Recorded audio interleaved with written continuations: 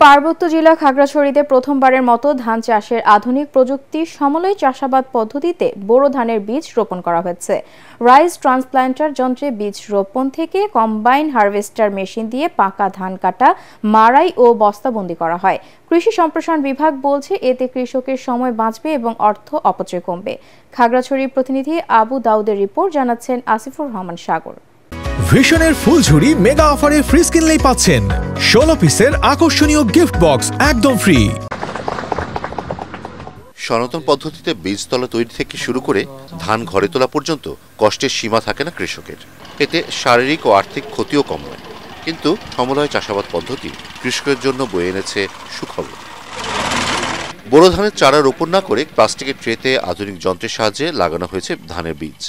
এতে 20 থেকে 25 দিনের মধ্যে চারা মাঠে লাগানোর উপযোগী হয়ে ওঠে। অল্প খরচ ও কম সময়ে এমন চাষাবাদ পদ্ধতিতে খুশি সাধারণ কৃষকরা। সমলয়ে চাষ যে করতেছি ওইখানে আমাদের আগের চাষের অনুপাতে আর কি, মানে খরচটা অনেকটাই কম।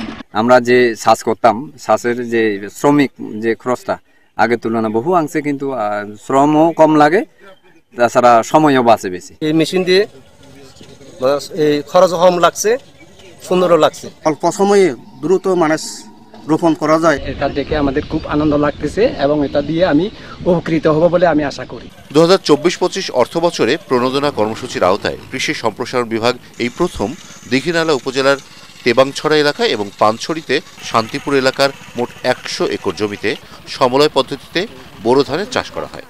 এতে দুই উপজেলার 121 জন কৃষক সুবিধার আওতায় এসেছেন।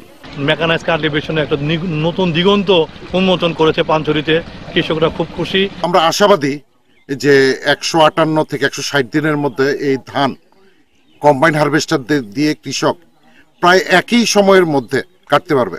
সমলয় পদ্ধতির ব্যবহারে আরও বেশি লাভবান হবেন এমনটাই প্রত্যাশা কৃষকের। Bureau report, ATN Bangla.